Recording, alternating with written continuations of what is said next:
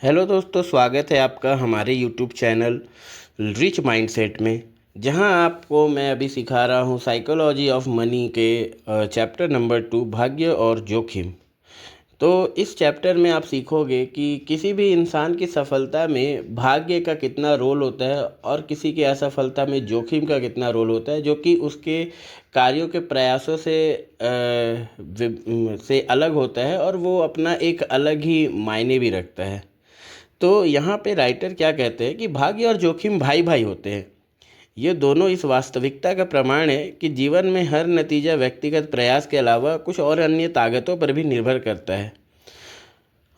Bill Gates विश्व के एकमात्र हाई स्कूल में गए जहाँ कंप्यूटर था। सिएटल से कुछ ही दूरी पर स्थित लेक साइड स्कूल में कंप्यूटर कैसे आया, ये कहानी अद्भुत है। तो गेट्स जब 1968 में 13 वर्ष के थे, जब वे अपने सहपाठी पॉल एलन से मिले। एलन को भी स्कूल का कंप्यूटर इस्तेमाल करने का बहुत जुनून था और दोनों मिलते ही गहरे मित्र बन गए। लेक साइड का कंप्यूटर का जो पाठ्यक्रम था वह सामान्य पाठ्यक्रम का भाग नहीं था, वह एक स्वतंत्र अध्ययन का कार्यक्रम था। बिल और पॉल आराम से कंप्यूटर में अपनी रचनात्मक को स्वच्छंद रूप से विचरण करने देते थे। स्कूल के बाद देर रात में या सप्ताह के अंत में वे शीघ्र ही कंप्यूटर के माहिर बन गए। 1968 में यूएन के अनुसार विश्व में लगभग 303 मिलियन हाई स्कूल के उम्र के लोग थे। उनमें से लगभग 18 मिलियन यूएसए में थे। उनमें से लगभग 2,70,000 वाशिंगटन स्टेट में थे। उसमें से 1 लाख से कुछ अधिक सिएटल में रहते थे और उनमें से सिर्फ 300 लोग लेक साइड स्कूल में जाते थे। तो 303 मिलियन से शुरू करके 300 पर ख़त्म। 1 मिलियन हाई स्कूल आयु के विद्यार्थियों में से सिर्फ एक ने ऐसे स्कूल में पढ़ाई की जहां एक कंप्यूटर खरीदने के लिए पैसे मिले थे, और बिल गेट्स उनमें से एक था जिनको मिलियंस में से एक बिल गेट्स को कंप्यूटर सीखने का मौका मिला। देखिए, यहाँ पे राइटर आपको ये समझाना चाहते हैं कि कैसे मिलियंस में से एक जो कि बिल गेट्स थे, उनका लक उनका साथ दिया और वो एक ऐसे स्कूल में जाकर पढ़ाई की जहाँ कंप्यूटर था। बिल गेट्स भी इसे मानने से पीछे नहीं हटे। अगर लेक साइड स्कूल ना होता तो माइक्रोसॉफ्ट भी नहीं होता, ऐसा उसने एक बार के 2005 में एक कक्षा को बताया था। गेट्स अत्यधिक होशियार थे और उससे भी अधिक मेहनती, और अपनी किशोरावस्था में ही कंप्यूटर को लेकर ऐसी परिकल्पना रखते थे जो अनुभवी कंप्यूटर अधिकारी भी ना समझ पाए। साथ ही लेक साइड स्कूल में जाने के कारण उन्हें 1 मिलियन में से एक वाली शुरुआती बढ़त भी मिली। अब मैं आपको गेट के मित्र केंट इवांस के बारे में बताता हूँ। उसने भाग्य के भाई यानी जोखिम की उतनी शक्तिशाली मात्रा का अनुभव किया। बिल गेट्स और पॉल एलन का नाम माइक्रोसॉफ्ट की सफलता का कारण घर घर में प्रसिद्ध हो गया। लेकिन लेक साइड में इन कंप्यूटर में और भी कंप्यूटर में विचार करने वाले ग्रुप में एक और इंसान था, तीसरा इंसान, जिनका नाम था केंट इवांस। बिल गेट्स और केंट इवांस 8वीं कक्षा में घनिष्ठ मित्र बन गए थे। गेट्स के कथा अनुसार इवांस कक्षा में सर्वश्रेष्ठ छात्र था।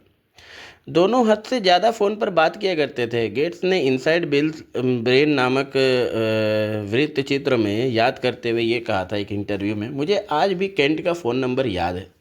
उन्होंने कहा था 52578551। इवांस भी कंप्यूटर में उतना ही कुशल था जितना गेट्स और एलन। लेक साइड स्कूल को एक बार कक्षा की सारणी बनाने में कठिनाई का सामना करना पड़ रहा था, तो सैकड़ों विद्यार्थियों की कक्षाओं को योजनाबद्ध करने जिससे वह अन्य कोर्स के साथ ना उलझे, यह जटिलता एक भूल भुलैया था। स्कूल ने बिल को केंट को, जो खुद बच्चे थे, यह काम सौंप दिया था। वह एक ऐसा कंप्यूटर प्रोग्राम बनाए जो इस समस्या को सुलझा सके, और यह काम कर भी गया। और पॉल एलन के विपरीत केंट भी बिल के समान व्यावसायिक मानसिकता और अनंत महत्वाकांक्षा रखता था। केंट हमेशा अपने साथ एक बड़ा ब्रीफकेस रखा करता था, किसी वकील की तरह। गेट्स याद करते हुए कहते हैं कि हम हमेशा योजना बनाते थे कि हम भविष्य में 5 या 6 साल के बाद क्या कर रहे होंगे। क्या हमें सीईओ बनना चाहिए? हम किस प्रकार का प्रभाव बना सकते हैं? क्या हम जनरल बन जाए या फिर हम राजदूत बन जाए? चाहे जो भी हो, बिल और केंट जानते थे कि वो जो भी करेंगे साथ ही करेंगे। केंट के साथ अपनी दोस्ती को याद करते हुए गेट्स धीमे से चुप हो जाते हैं। लेकिन ऐसा कभी ना हो सका। हाई स्कूल पास करने से पहले ही एक माउंट एवरेस्ट चढ़ते समय दुर्घटना में केंट की मृत्यु हो गई। प्रति वर्ष यूनाइटेड स्टेट में माउंटेन चढ़ने में लगभग 3 दर्जन लोगों की मृत्यु होती है और हाई स्कूल में एक पहाड़ पर मरने की संभावना लगभग 1 मिलियन में से एक है। बिल गेट्स ने लेक साइड जाकर के 1 मिलियन में से एक का भाग्य पाया और केंट इवांस ने 1 मिलियन में से एक का जोखिम पाया, जिसके चलते जो वह गेट्स प्राप्त करना चाहते थे वह उसे कभी पूरा कर ही नहीं पाया। जैसा बल, एक ही मात्रा, बस विपरीत दशाएं। अब आप समझ सकते हैं कि भाग्य और जोखिम कितना ज़्यादा प्रभाव डालता है एक इंसान के आने वाले भविष्य पर। यहाँ पे राइटर बहुत बड़ा बात समझाना चाहते हैं, अगर आप समझ पा रहे हो तो। राइटर ये समझाना चाह रहे हैं आपको कि बिल गेट्स जो है वो 1 मिलियन में से एक होने का लक पाया और केंट इवांस उस पर्वत पे चढ़ कर के, माउंटेन पे चढ़कर, और जिससे उसकी मृत्यु हुई, वो भी 1 मिलियन में से एक का बैड लक पाया। ये होता है लक का पावर एंड बैड लक का दुख। भाग्य और जोखिम, आगे बढ़ते हैं अब। भाग्य और जोखिम दोनों इस वास्तविकता का प्रमाण है कि जीवन में हर नतीजा व्यक्तिगत प्रयास के परे अन्य शक्तियों पर भी निर्भर करता है। वे दोनों इतने समान हैं कि आप एक को सम्मान दिए बिना दूसरे में विश्वास नहीं रख सकते। ये दोनों इसलिए अस्तित्व रखते हैं क्योंकि संसार इतना जटिल है कि आपके 100% प्रयासों में से आपको 100% नतीजे नहीं मिल सकते। वे बस एक ही बात से चलते हैं। आप इस खेल में 7 बिलियन लोगों में से एक हैं, जिसमें अनगिनत चीज़ों में फेरबदल होती रहती है। कभी कभी आपके नियंत्रण के परे संयोगवश परिणाम आपके योजनाबद्ध प्रयासों में से अधिक अहम सिद्ध होते हैं। लेकिन दोनों को मापना इतना कठिन है और स्वीकार करना इतना मुश्किल है कि ये अक्सर नज़रअंदाज कर दिए जाते हैं। हर बिल गेट्स के साथ एक केंट इवांस भी होता है, जो उतना ही प्रतिभावान और प्रेरित था, किंतु जीवन के चरखे के दूसरी ओर पलट कर रख दिया गया उसे। यदि आप भाग्य और जोखिम को यथोचित सम्मान दें, आप पाएंगे कि आपको फाइनेंशियल सफलता को आंकते हुए अपनी और अन्य लोगों की कुछ भी इतना अच्छा या बुरा नहीं होता है जितना वह दिखता है। कई वर्ष पहले मैंने नोबेल प्राइज़ जीतने वाले अर्थशास्त्री रॉबर्ट शिलर से पूछा कि आप निवेश के बारे में ऐसा क्या जानना चाहते हैं जो हम कभी नहीं जान सकते। सफल परिणामों में भाग्य का सटीक भूमिका, उन्होंने उत्तर दिया। मुझे यह उत्तर बहुत पसंद आया क्योंकि कोई भी ऐसा नहीं सोचता है कि वित्तीय सफलता में भाग्य की कोई भूमिका नहीं है। लेकिन चूंकि भाग्य को मापना कठिन है और यह कहना अशिष्ट है कि किसी की सफलता भाग्य के कारण है, आम रवैया अक्सर यही होता है कि भाग्य को सफलता के कारक के रूप में अनदेखा कर दिया जाता है। अगर मैं कहूँ कि विश्व में लगभग 1 बिलियन निवेशक है, क्या आप सोचते हैं कि इनमें से 10 मुख्यतः भाग्य के कारण अरबपति बन सकते हैं? आप कहेंगे बिल्कुल। लेकिन फिर अगर मैं आपको उन निवेशकों का नाम लेने को कहूँ, उनके सामने आप शायद पीछे हट जाएंगे। दूसरों को आंकते हुए सफलता का श्रेय भाग्य को देने से आप अशिष्ट और ईर्ष्यालु दिख सकते हैं, तब भी जब हम जानते हों कि यह सच है। और अपने आप को आंकते हुए सफलता का श्रेय भाग्य को देना इतना हतोत्साहित कर सकता है कि उसे महत्व देना या मानना कठिन हो जाए। अर्थशास्त्री भास्कर मजूमदार ने दर्शाया है कि कद और वजन से ज़्यादा भाइयों के बीच उनकी आय सहसंबंध होती है। अगर आप अमीर और लंबे हैं, आपके भाई की अमीर होने की संभावना उसके लंबे होने की संभावना से अधिक है। मुझे लगता है कि हम में से अधिकांश लोग सहज रूप से जानते हैं कि यह बात सच है। आपकी शिक्षा की गुणवत्ता और आपके लिए जो अवसर के द्वार खुलते हैं वे आपके माता पिता की सामाजिक आर्थिक स्थिति से दृढ़ता से जुड़े होते हैं। लेकिन मुझे 2 अमीर भाई ढूंढ के दीजिए और मैं आपको ऐसे 2 आदमी दिखाऊंगा। यह कहेंगे कि इस अध्ययन की खोज उन पर लागू नहीं होती। असफलता जो दिवालिया होने से लेकर किसी व्यक्तिगत उद्देश्य को परिपूर्ण ना कर पाना कुछ भी हो सकती है। क्या असफल व्यापारों ने उतनी मेहनत नहीं की जितनी करनी चाहिए थी? क्या वे निवेश जो बुरे सिद्ध हुए सोच समझकर नहीं लिए गए होंगे? लेकिन क्या निरंकुश करियर आलस के कारण होते हैं? कभी कभी हाँ, बिल्कुल। लेकिन कितना, यह जानना कठिन है। किसी भी योग्य लक्ष्य के अनुगमन में सफल होने की संभावना 100% से कम है, और जोखिम वही है जो जब बीच में आता है, जब आप दुर्भाग्य से इस समीकरण के दूसरी ओर जा पहुँचे। ठीक भाग्य ही की तरह वृत्तांत कठिन, अस्त व्यस्त और जटिल हो जाता है। यदि हम यह जानने का प्रयत्न करें कि किसी परिणाम का कितना हिस्सा सचेतन निर्णय के कारण था और कितना जोखिम के कारण। मान लीजिए कि मैं एक स्टॉक खरीदता हूँ और 5 साल बाद भी वैसे का वैसा ही रहता है। यह संभव है कि इसे खरीदने का मेरा निर्णय खराब ही था। यह भी संभव है कि मेरा निर्णय अच्छा था और मेरी पैसा बनाने की संभावना 80% थी, और दुर्भाग्य से मैं 20% वाले अन्य छोर पर पहुंच गया। इनमें से कौन सी संभावना सही है, यह कैसे जाना जाए?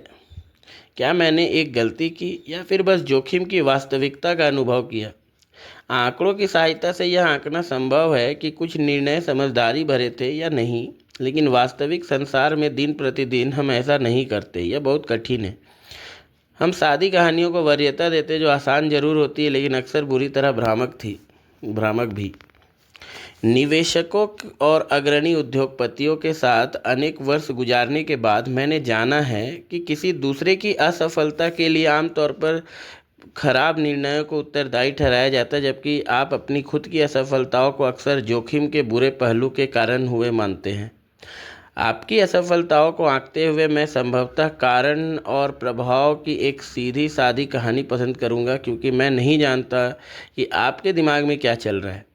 आपने एक बुरा परिणाम पाया तो यह आपके किसी बुरे निर्णय के कारण हुआ होगा। यह कहानी मुझे सबसे अधिक समझ में आती है, लेकिन जब मैं खुद को आंकता हूँ तो मैं एक ख्याली वृत्तांत रच सकता हूँ जिसके सहारे मैं अपने निर्णयों को सही ठहराकर बुरे परिणामों को जोखिम के मत्थे मढ़ सकूँ। फॉर्ब्स मैगजीन का कवर ऐसे गरीब निवेशकों की सराहना नहीं करता जिन्होंने निर्णय तो समझदारी भरे लिए, किंतु दुर्भाग्यवश उन्हें जोखिम का बुरा पहलू झेलना पड़ा। लेकिन यह ऐसे अमीर निवेशकों का गुणगान अवश्य करता है जिन्होंने ठीक ठाक या फिर लापरवाही वाले निर्णय लिए लेकिन भाग्यशाली निकले। दोनों ने एक ही सिक्का उछाला, लेकिन उसके गिरते समय बाजी पलट गई। इसका खतरनाक पहलू यह है कि हम सब पैसे के बारे में यह जानने का प्रयत्न कर रहे हैं कि क्या काम करता है और क्या नहीं, कौन सी निवेश नीतियाँ काम करती है, कौन सी नहीं, कौन सी उद्योग नीतियाँ काम करती है, कौन सी नहीं। आप अमीर कैसे बनते हैं, आप गरीब होने के से कैसे बच सकते हैं। हम सफलताओं और असफलताओं की समीक्षा कर ये पाठ सीखने का प्रयास कर रहे हैं और कह रहे हैं वही करो जो उसने किया, वही करो जो इसने किया, उससे बचो, इनसे बचो। अगर हमारे पास कोई जादुई छड़ी होती तो हम जान पाते कि इन परिणामों का कितना अनुपात ऐसे कार्यों के कारण है जो दोहराए जा सकते हैं, बनाम अनियमित जोखिम और भाग्य की भूमिका जो इन कार्यों को इस या उस ओर ढकेलते हैं। लेकिन हमारे पास कोई जादुई छड़ी नहीं है, हमारे पास दिमाग है जिसे अधिक बारीकी के बगैर सरल उत्तर चाहिए। इसलिए उन विशेषताओं को पहचानना जो हमें अपनानी चाहिए या जिनसे बचना चाहिए बेहद कठिन हो सकता है। अब मैं आपको एक और कहानी सुनाता हूँ, एक ऐसे व्यक्ति के जो बिल गेट्स की ही तरह बेतहाशा सफल था, लेकिन उसकी सफलता को भाग्य या कौशल से बांधना कठिन है। कार्नेलियस वैंडरबिल्ट ने अपने रेल मार्ग साम्राज्य को विस्तृत करने के लिए, बड़ा करने के लिए बस कुछ व्यापारिक करार पूरे ही किए थे। उनके एक व्यवसायिक सलाहकार ने आगे झुककर वैंडरबिल्ट को बताया कि हर वह करार जिसके लिए उन्होंने सहमति दी थी वह किसी न किसी तरह कानून को तोड़ रहा था। हे भगवान, जॉन वैंडरबिल्ट ने कहा, तुम्हें लगता है कि रेल मार्ग स्टेट ऑफ न्यूयॉर्क के कानून के अनुसार चल सकता है? बोलो, क्या ऐसा हो सकता है? इसे पढ़ने के बाद मेरा पहला विचार यह था, इस रवैये के कारण ही वे इतने सफल थे। वैंडरबिल्ट के समय में कानून रेल मार्ग की अनुमति नहीं देता था। इसलिए उन्होंने कहा भाड़ में जाए और कैसे भी अपना काम किया। वेंडरबिल्ट बेतहाशा रूप से सफल थे, इसलिए उनकी कानून तोड़ने की आदत, जो कुख्यात और उनकी सफलता के लिए निर्णायक थी, उसे ऋषि ज्ञान के रूप में देखना लुभावना लग सकता है। इस बेजोड़ दूरदर्शी ने कुछ भी अपने रास्ते में नहीं आने दिया। लेकिन यह विश्लेषण कितना खतरनाक है, कोई भी समझदार व्यक्ति खुल्लम खुल्ला अपराध को उद्यमी विशिष्टता के रूप में इस्तेमाल करने की सलाह नहीं देगा। आप आसानी से वेंडरबिल्ट की कहानी के अलग तरह से रूप लेने की कल्पना कर सकते हैं। एक नियम अवरोधी जिसकी नई कंपनी एक अदालत के आदेश से धराशायी हो गई। उनकी कंपनी बंद हो गई उसके नियम तोड़ने की आदत की वजह से। आप वेंडरबिल्ट की कानून तोड़ने के लिए उतनी ही प्रशंसा कर सकते हैं जितनी आप एनरॉन की इसके लिए आलोचना करते हैं। शायद इनमें से एक भाग्यवश कानून के हाथों से बच निकला, जबकि दूसरा जोखिम की छोर पर जा पहुंचा। जॉन डी रॉकफेलर की कहानी भी ऐसी ही है। उनका बार बार कानून की आंखों में धूल झोंकना। एक न्यायाधीश ने एक बार उनकी कंपनी को आम चोर के समान कहा था। इतिहासकारों द्वारा अक्सर सातिर व्यवसाय होशियारी के रूप में दर्शाया गया है। शायद वह था भी, लेकिन वृत्तांत तुमने पुराने नियम कानूनों को नवरचना के आड़े नहीं आने दिया से तुमने एक अपराध किया है, हमें कब बदलता है। या फिर वृत्तांत को रॉकफेलर बहुत ही प्रतिभावान थे, उनकी सफलताओं से सीखने का प्रयास करो से रॉकफेलर एक अपराधी था, उसकी व्यावसायिक असफलताओं से सीखने का प्रयत्न करो। मैं बदलने के लिए कहानी में कितनी फेरबदल करनी होगी, बहुत कम। मैं कानून की चिंता क्यों करूं? वेंडरबिल्ट ने कहा था। क्या मेरे पास शक्ति नहीं है? उनके पास थी और उसने काम भी किया, लेकिन उन शब्दों की किसी ऐसी कहानी के अंतिम शब्दों के रूप में कल्पना करना काफ़ी आसान है जिसका परिणाम बिल्कुल अलग हो। निडरता और लापरवाही के बीच की रेखा बहुत महीन हो सकती है। जब हम भाग्य और जोखिम को उनका उचित लेखा ना दे तो वे अदृश्य हो सकते हैं। बेंजामिन ग्राहम अब तक का महानतम निवेशक, मूल्य निवेश के जनक और वॉरेन बफेट के शुरुआती गुरु के रूप में जाने जाते हैं। लेकिन बेंजामिन ग्राहम की अधिकांश निवेश सफलता जीईआईसीओ स्टॉक के एक बड़े भाग का स्वामी होने के कारण थी, जिसने उनके खुद के अनुसार हर उस विविधीकरण का नियम तोड़ के रख दिया जिसे ग्राहम ने खुद अपने प्रसिद्ध मूल ग्रंथों में लिखा था। वहाँ निर्भीकता और लापरवाही के बीच ही महीन रेखा कहाँ स्थित है, मुझे नहीं पता। ग्राहम ने अपनी जीईआईसीओ बोनेंजा के बारे में लिखा, एक भाग्यशाली मौका या एक अत्यंत समझदारी वाला निर्णय। क्या हम इनके बीच का अंतर बता सकते हैं? आसानी से नहीं। इसी प्रकार हम सोचते हैं कि मार्क जुकरबर्ग प्रतिभावान हैं क्योंकि उन्होंने याहू के 2006 के $1 बिलियन में उसकी कंपनी खरीदने के प्रस्ताव को अस्वीकार कर दिया। उन्होंने भविष्य को बूझा और अपनी बात पर डटे रहे, लेकिन लोग माइक्रोसॉफ्ट द्वारा खरीदे जाने के प्रस्ताव को ठुकराने के लिए याहू की उतनी आलोचना करते हैं। इन मूर्खों को समय रहते पैसे बटोर लेने चाहिए थे। उद्यमियों के लिए यहाँ क्या सबक है, मुझे बिल्कुल अंदाज़ा नहीं, क्योंकि भाग्य और जोखिम की स्पष्ट व्याख्या करना कठिन है। इसके और भी कितने ही उदाहरण हैं, अनगिनत। सौभाग्य और सफलताओं लीवरेज का परिणाम है। सर्वश्रेष्ठ प्रबंधक अपने कर्मचारियों को जितना हो सके उतना बाध्य करते हैं। ग्राहक हमेशा सही होता है और ग्राहक नहीं जानते हैं कि उन्हें क्या चाहिए। दोनों स्वीकृत व्यावसायिक ज्ञान है। प्रेरक रूप से निर्भीक और मूर्ख लापरवाह के बीच की रेखा मोटाई मात्र मिलीमीटर भी हो सकती है, जिसे बस स्पष्ट दृष्टि से देखा जा सकता है। भाग्य और जोखिम एक दूसरे की कार्बन कॉपी होती है। यह कोई ऐसी समस्या नहीं है जिसे आसानी से सुलझाया ना सके। जब हम वित्त प्रबंधन की सर्वश्रेष्ठ शैली के बारे में सीखने का प्रयास करते हैं तो भाग्य क्या है, कौशल क्या है और जोखिम क्या है, यह पहचानना सबसे कठिन समस्या है। लेकिन ऐसी दो बातें हैं जो आपको बेहतर दिशा दिखा सकती हैं। ध्यान रखें कि आप किसकी प्रशंसा और सराहना करते हैं। इस बात का भी ध्यान रखें कि आप किसे नापसंद करते हैं और उसके जैसा नहीं बनना चाहते हैं।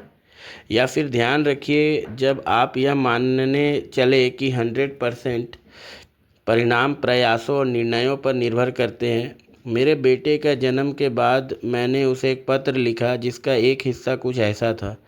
कुछ लोग ऐसे परिवारों में जन्म लेते हैं जहां शिक्षा को बढ़ावा दिया जाता है, जबकि कुछ अन्य इसके विरुद्ध होते हैं। कुछ का जन्म समृद्ध अर्थव्यवस्था में होता है जहां उद्यमिता को बढ़ावा दिया जाता है, जबकि कुछ का जन्म युद्ध और अभाव में होता है। मैं तुम्हें सफल होते देखना चाहता हूं और मैं चाहता हूं कि तुम इसे खुद हासिल करो। लेकिन याद रखो कि सफलता हमेशा मेहनत के कारण नहीं मिलती और गरीबी हमेशा आलस के कारण नहीं होती। जब तुम दूसरों को और साथ में खुद को आंकने लगोगे, यह हमेशा ध्यान में रखना। इसलिए व्यक्ति विशेष और केस स्टडी पर कम और व्यापक प्रतिमानों पर अधिक ध्यान दें। किसी व्यक्ति विशेष का अध्ययन खतरनाक हो सकता है, चूँकि हम अक्सर चरम सीमा के उदाहरण लेते हैं, जैसे अरबपति सीईओ या वो जो बुरी तरह से असफल हुए हैं, जो खबरों में रहते हैं। और चरम सीमा के उदाहरण अक्सर उस अपनी जटिलता के कारण अन्य परिस्थितियों पर लागू नहीं होते हैं। जितना चरम कोई परिणाम होता है, उतना ही कम उसके सबक को आप अपने जीवन में लागू कर पाएंगे, क्योंकि यह परिणाम उतना ही अधिक भाग्य और जोखिम की चरम सीमाओं से प्रभावित होता है। आप सफलता और असफलता के व्यापक प्रतिमानों को देख अभियोज्य बोध के निकट पहुंच जाएंगे। प्रतिमान जितना सामान्य होगा, उतना ही अधिक वह आपके जीवन में लागू हो सकेगा। वॉरेन बफेट की निवेश सफलता का अनुकरण कर पाना कठिन है, क्योंकि उनके परिणाम इतने चरम हैं कि उनकी आजीवन उपलब्धियों में भाग्य की भूमिका संभवतः बहुत अधिक है। और भाग्य कोई ऐसी चीज़ नहीं है जिसका विश्वसनीयता से अनुकरण किया जा सके। लेकिन जैसा कि हम अध्याय 7 में देखेंगे, यह समझना कि जो लोग अपने समय पर नियंत्रण रखते हैं वे अधिक खुश रहते हैं। यह एक व्यापक और सामान्य अवलोकन है जिसे आप इस्तेमाल कर सकें। मेरे पसंदीदा इतिहासकार फ्रेडरिक लुइस एलन ने अपना करियर एक औसत मध्यस्थ अमेरिकी के जीवन को दर्शाते हुए बताया। वे कैसे रहते थे, किस प्रकार उनमें बदलाव आया, आजीविका के लिए वे क्या करते थे, खाने में क्या खाते थे इत्यादि। इस तरह के व्यापक अवलोकन से अधिक उपयुक्त सीख मिलती है, बजाय उन चंद अतिशय शख्सों के अध्ययन से जो हमेशा खबरों में रहते हैं। बिल गेट्स ने एक बार कहा था, सफलता एक खराब शिक्षक है। ये होशियार लोगों को यह सोचने को लुभाती है कि वे कभी हार नहीं सकते। जब सब कुछ अच्छा चल रहा होता है, समझिए कि यह इतना अच्छा भी नहीं जितना आपको लग रहा है। आप अजेय नहीं है। यदि आप यह मान लें कि भाग्य ने आपको सफलता दिलाई है, तो आपको इसके साथ दूसरे भाई जोखिम में भी विश्वास करना पड़ेगा, जो आपकी कहानी को तुरंत पलट सकता है।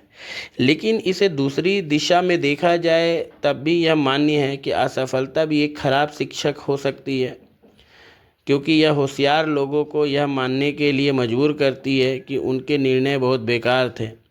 जब कभी वे जोखिम की निर्मम वास्तविकता का सामना करते हैं, असफलता का सामना करने की तरकीब यह है कि आप अपने वित्तीय जीवन की इस तरह से प्रबंधन करें कि एक बुरा निवेश या एक अपूर्ण वित्तीय उद्देश्य आपको पूरी तरह से न झकझोर दें और आप फिर से भाग्य आपके पक्ष में होने तक आगे बढ़ते रहें।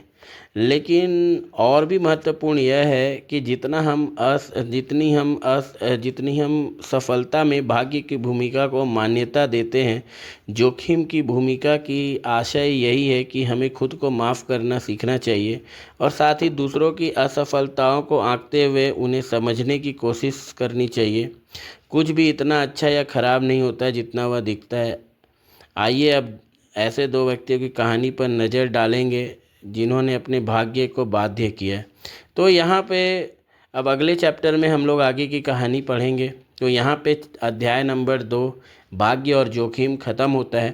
तो आप लोग कमेंट करके बताइए आपको इसमें क्या सीखने को मिला। हम लोग पहुँचते हैं कंक्लूज़न में। कंक्लूज़न इसका यही निकलता है कि इसमें राइटर ये कहना चाहते हैं कि आपके सफलता या असफलता, आपके कोई भी निर्णय आपके समझदारी से भले ही वो लिया गया हो, लेकिन उसमें लक और बैड लक बहुत बड़ा रोल प्ले करता है।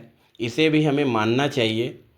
तो इसके साथ ही हम लोग इस चैप्टर को ख़त्म करते हैं। आशा है कि आपको अच्छा लगा होगा। कमेंट करके बताएं कि क्या आपके साथ कभी ऐसा हुआ है कि अच्छा निर्णय भी आपका गलत साबित हो गया बैड लक के वजह से, या आपका जैसे तैसे लिया हुआ निर्णय बहुत ही अच्छा साबित हुआ क्योंकि आपका लक आपके साथ था। तो कमेंट करके ज़रूर बताएं। मिलेंगे हम लोग अगले चैप्टर में जिसका नाम है कभी भी पर्याप्त नहीं। Thank you.